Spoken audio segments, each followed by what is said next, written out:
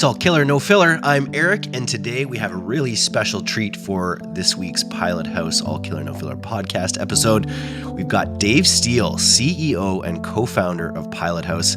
Dave was one of our first guests on the DTC podcast, and he was on quite a lot in the beginning, but as of late, he's been deep into the weeds of scaling up Pilothouse, and scaling up Pilothouse he has done.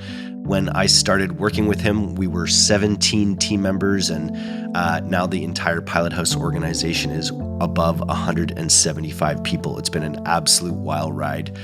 Dave does a lot of his content internally in our quarterly meetings, where he gives these incredible speeches that really fire people up and inspire people. And so I was really excited to turn him loose on a solo episode of All Killer, No Filler, where he talks about how to navigate, how to think about navigating the tariff situation, the financial situation that brands find themselves in right now. So without further ado, I give you Dave Steele, CEO of Pilothouse, in this very special fireside chat on All Killer, No Filler. Hello, friends of DTC. We and the world are at an inflection point, and there's no going back to normal. These recent tariffs on US imports have been a wake-up call for everyone, a mortal reminder for many, and yet for some, an advantage. One thing in my mind is certain. This will prove to be an evolutionary event for our community. The brands feeling the full weight of these tariffs today are the ones who will be first to evolve. Driven by necessity, they'll embrace automation, AI, and efficiency, not as luxuries, but as tools for survival. These diligent operators will rethink every aspect of their business. New supply lines, new tools to automate roles, new enhanced partners to replace stagnant ones. In doing so, they will cultivate a workforce proficient in AI-driven growth strategy, while others remain complacent, anchored to outdated operating systems. Like Tesla, building its cars around a fully electric, software-first architecture, while traditional car companies struggled to retrofit EVs into platforms designed for gas.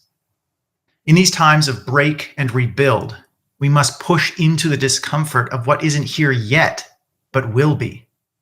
Because even if these tariffs return to previous levels, once you've seen a vision, a path, a version of your company that can operate with 10%, 15%, or more additional margin, there's no going back.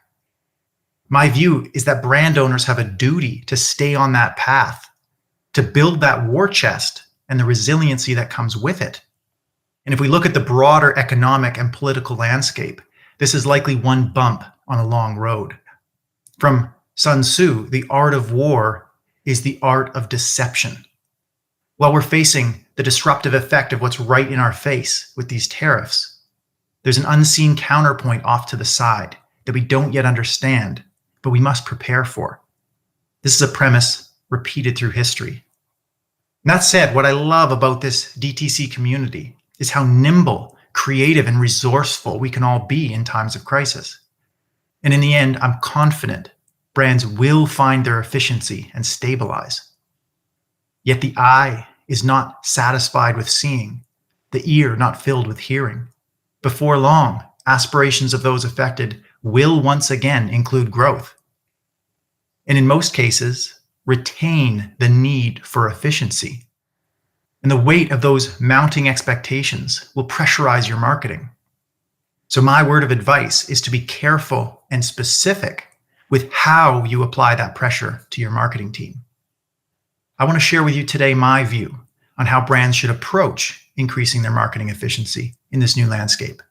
My point of view is shaped by an intention to merge the foundational strategic principles that have underpinned marketing since the 60s and 70s with the executional principles that have allowed performance marketing to flourish in the digital age. Now more than ever, you need a scalable system, not just an omni-channel strategy. Systems are interconnected and predictable. They make sense of complexity by approaching in terms of wholes and relationships rather than individual parts. All too often, Meta, Google, Amazon, email, TikTok, and others operate in parallel to one another, each governed and measured as an individual part rather than collectively as a system, where the whole is greater than the sum of its parts. This force multiplier, the 1 + 1 = 3, is the most powerful form of marketing efficiency.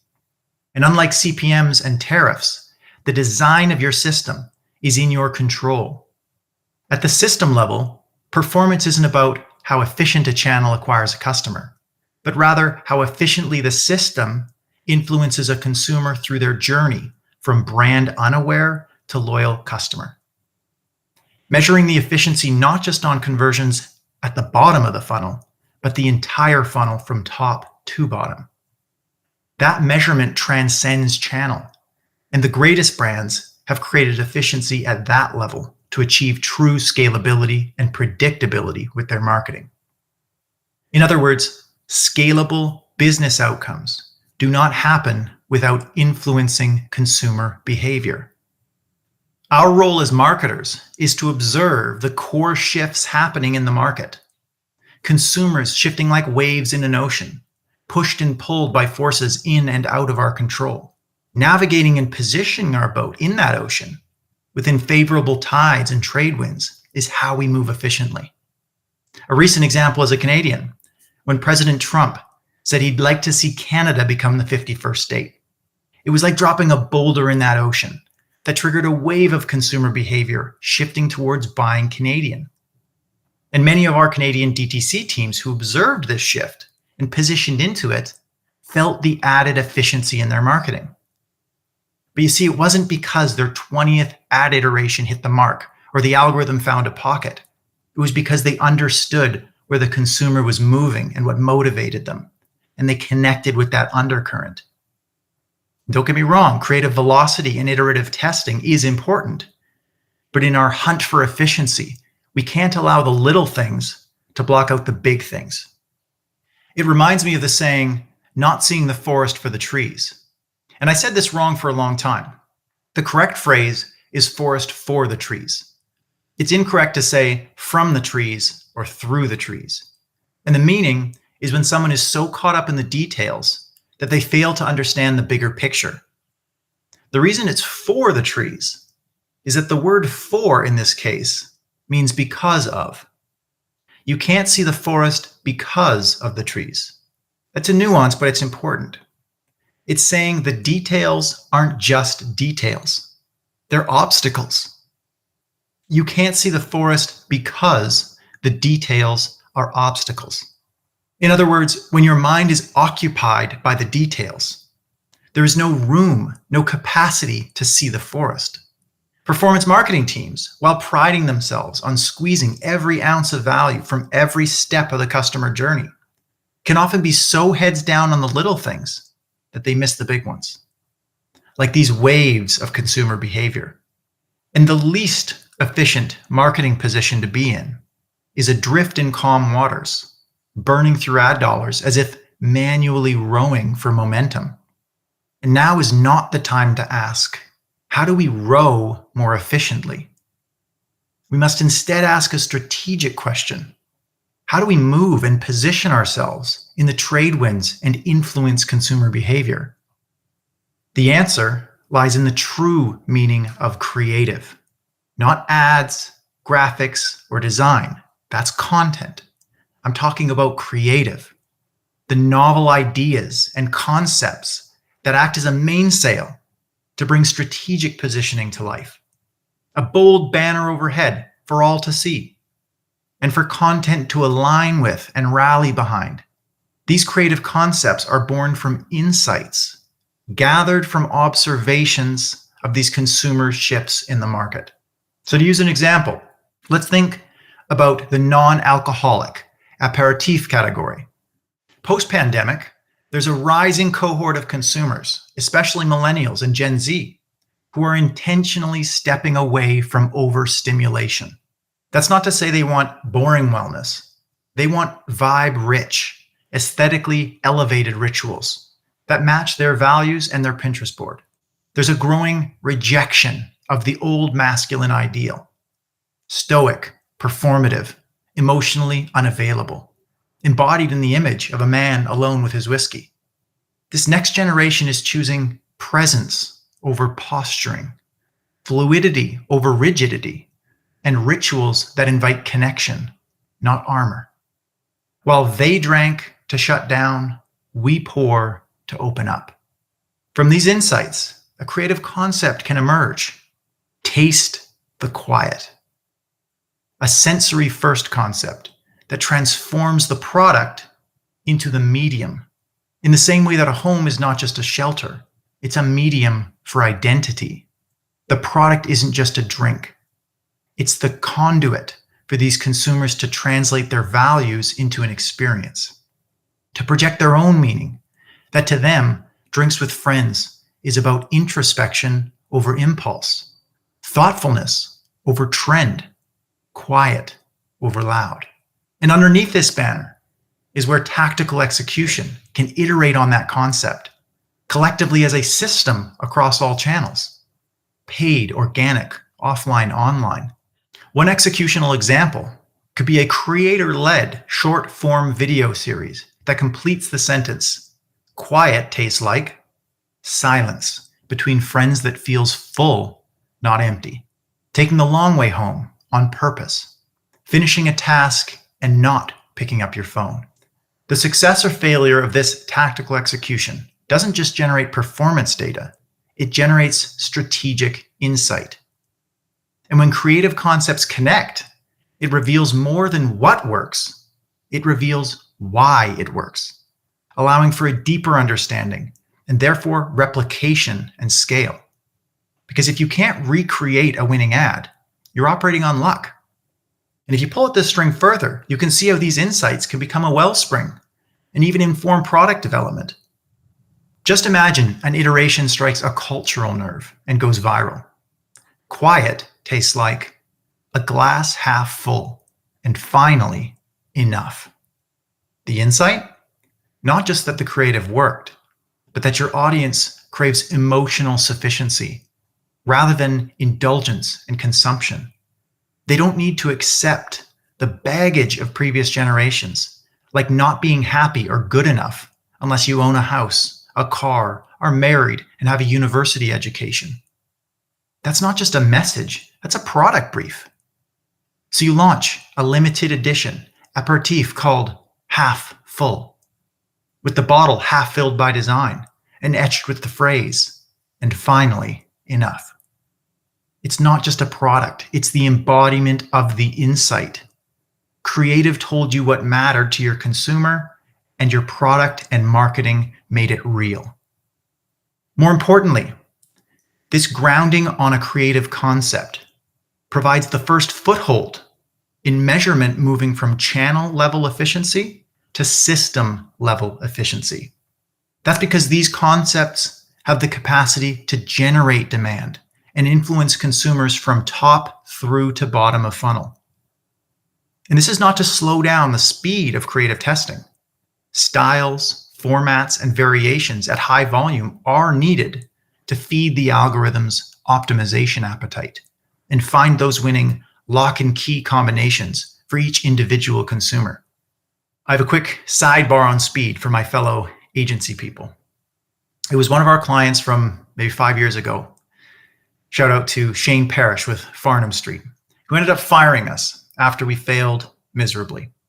We had screwed up budgets. We launched ads with typos. We missed the mark on brand voice. It was a mess, not a proud moment.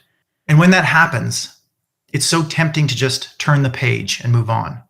But in this case, something special happened. Because we failed so bad, we were forced to reshape our identity. And thankfully, Shane was gracious and imparted some wisdom in that process. Previously, we valued the concept of speed, building fast, moving fast, testing fast, failing fast. That was our ethos. But the downside of speed was all too real with the mistakes we were making in our haste. So Shane ultimately taught us that speed without good direction won't get you any closer to your goal. Enter velocity, which in physics represents speed with direction. So move fast, but towards the target. we now rally behind velocity as one of our core values at the agency. And what I'm trying to show is that a creative concept provides the direction that marketing teams can point their speed towards, especially performance marketing teams. It gives them something to grab onto that's tangible, that isn't capital B brand, but it's brand accretive. And in many ways, I see the creative concept as the choreographer in this dance between performance and brand. I heard it said that where performance wants to be loud and disruptive, brand wants to exude a quiet confidence that comes from being the real thing. Now think about this. With the rise of AI creative, high-speed execution, and tools that instantly generate and copy hundreds of top ads, this is resulting in unprecedented speed. But my bet to you all today is we're going to see countless brands spinning their wheels faster than ever, but not getting any traction.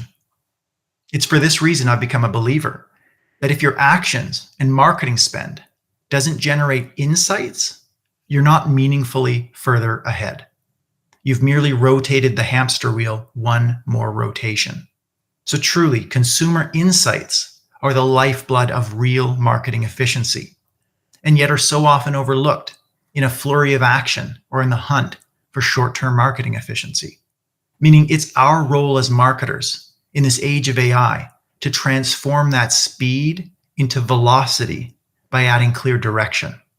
And now more than ever, I believe that direction will make or break brands. In years past, that direction was good enough to merely compete on price and product alone. But as e-commerce matures and the novelty fades and competition rises, those paths will be the first to face the coming commoditization. LLMs and AI agents will be a meteor in the ocean compared to Trump's boulder. Consumer spending behaviors will change forever, particularly for demand capture. Entire categories will be commoditized when agents choose on behalf of consumers. Order me a single ingredient, organic ashwagandha supplement sourced from India at the lowest total cost. Unless your competitive advantage is manufacturing, you don't want to be fighting for margin in that squeeze, which means the direction added to speed must be toward concepts that create an anchor to emotion, to purpose, community, meaning, or a brand promise. More than ever, those will be the primary driver of a meaningful margin between your cost of goods and retail price. And at the same time, I don't want this all to sound like doom and gloom, because there are so many new marketing evolutions and channels rich in opportunity, like social commerce and live shopping, which are demand generative in nature. And that art of the sell, the persuasion, isn't going anywhere, no matter how efficient the new intermediaries between product and consumer become. And I'll leave you with this. I am a believer that there's a hopeful, prosperous path for any marketer willing to roll up their sleeves and learn the tools of the future, just as Facebook was once daunting and complicated. And this DTC community is special. No matter what comes our way, we'll do what we've always done in this game, build our way forward. Thanks for listening. If you have any thoughts on any of this, send me an email, dave@pilothouse.co. Godspeed.